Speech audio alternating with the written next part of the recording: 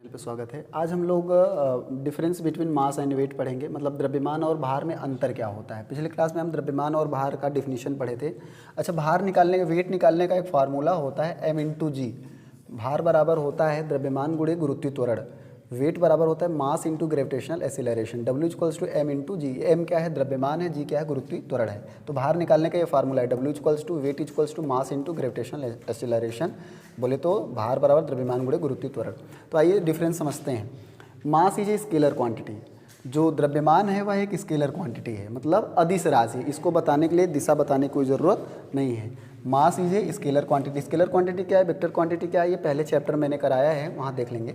Mass is a scalar quantity, अर्थात यह अदिश राशि है। Weight is a vector quantity, यह एक सदिश राशि है। द्रव्यमान एक अदिश राशि है और भार क्या है? सदिश राशि, मतलब इसको बताने के लिए दिशा बताने की जरूरत पड़ेगी। अगला है मास ऑफ बॉडी में नेवर भी जीरो। किसी भी बॉडी का मास कभी जीरो नहीं हो सकता। जैसे ये कोई मार्कर है तो इसका द्रव्यमान चाहे वो 50 ग्राम हो, चाहे 10 ग्राम हो, चाहे 5 ग्राम हो, 6 ग्राम होगा। ऐसा नहीं कि इसका जीरो होगा। तो द्रव्यमान कभी जीरो नहीं होता। अगर कोई भी वस्तु, जैसे ये व्हाइट बोर्ड ही है, तो इसका कुछ द्रव्यमान होगा, चाहे 1 किलो हो, 2 किलोग्राम हो, 5 किलोग्राम हो। तो द्रव्यमान कभी भी किसी वस्तु का जीरो नहीं होता है। मास ऑफ बॉडी में नेवर भी जीरो। किसी वस्तु का द्रव्यमान कभी जीरो, मास जीरो नहीं होता। Weight of body become zero at the place where g is zero. लेकिन भार जीरो हो सकता है। आइए समझते हैं। देखिए लिखा है weight of body become zero at the place where g is equals to zero. देखिए वेट निकालने के लिए क्या लगाना पड़ेगा? m/g। W=m/g। तो मान लीजिए W बराबर क्या है? m/g। अब हमें कल मैं बताया था कि g की वैल्यू पृथ्वी के केंद्र पे जीरो होती है। g की वैल्यू जो गुरुत्वीय त्वरण है वो पृथ्वी के केंद्र पे क्या है? जीरो है। तो W बराबर क्या आ गया? m का गुणा जीरो में कराएंगे तो कितना आ गया? 0 न्यूटन आ गया। तो भार जीरो आया कि नहीं आया? तो जहाँ भी g का मान जीरो होगा, जहाँ भी g का मान जीरो होगा वहाँ पे भार भी क्या हो जाएगा? Zero.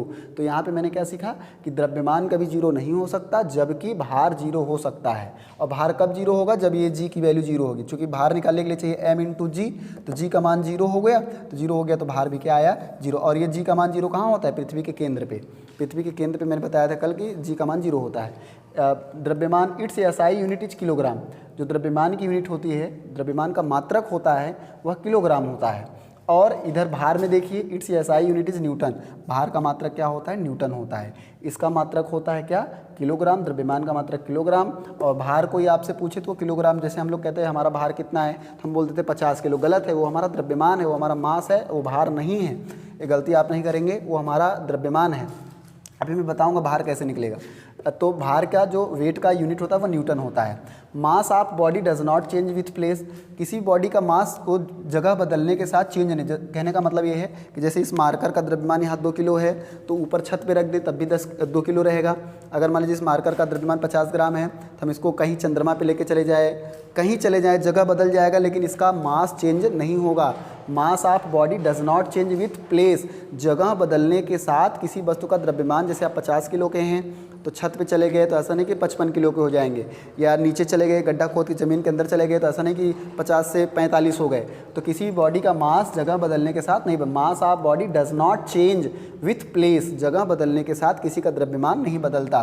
Wait of body change with the on the surface of earth with place on the surface of earth. पृथ्वी जो भार होता है वो जगह जगह बदलता, घटता, बढ़ता है। द्रव्यमान तो नहीं बदलता, लेकिन जो भार है, वेट है, वो जगह जगह बदलता। जैसे पृथ्वी हो गई तो विषुवत रेखा, मैं बताया था कल कि ये विषुवत रेखा इक्वेटर पे भार कम होगा, पोल पे भार अधिक होगा, सेंटर पे भार जीरो होगा।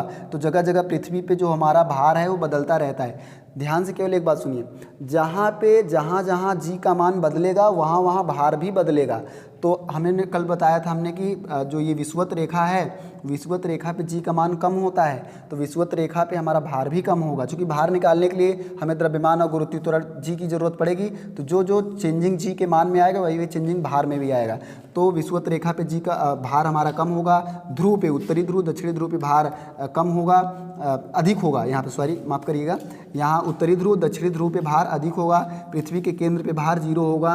और पृथ्वी से ऊपर जाएँ या पृथ्वी के अंदर गड्ढा खोद के जाएँ तो वहाँ भी जी का भार का मान हमारा घटता है। तो कुल मिला के द्रव्यमान कभी नहीं बदलता। जगह बदल जाने से द्रव्यमान में कोई परिवर्तन नहीं होता, लेकिन पृथ्वी की सतह पे जगह जगह अलग अलग स्थानों पे हमारा भार का मान अलग अलग होता है। तो ये कुछ रहा डिफरेंस द्रव्यमान द्रव्यमान और भार के बीच में। आज के लिए इतना रखते हैं, बहुत बहुत धन्यवाद।